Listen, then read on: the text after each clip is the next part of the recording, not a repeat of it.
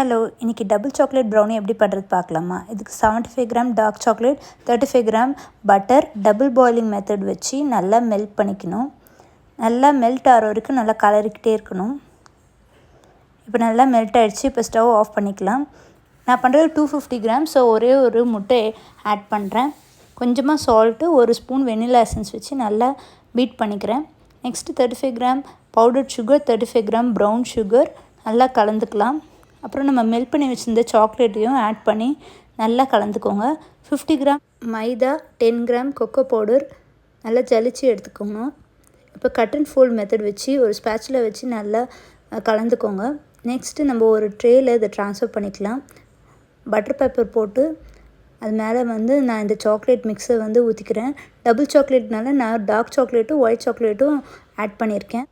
ஓடிஜியை 180 degree Celsius வச்சு back மோடில் வச்சுட்டு 10 மினிட்ஸ் ப்ரீஹீட் பண்ணிக்கிறேன்.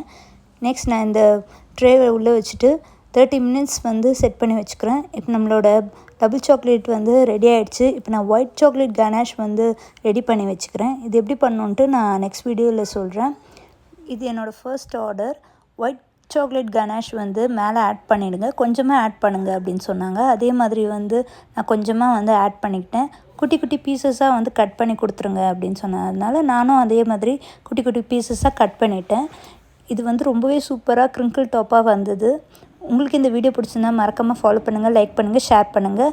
பாய்.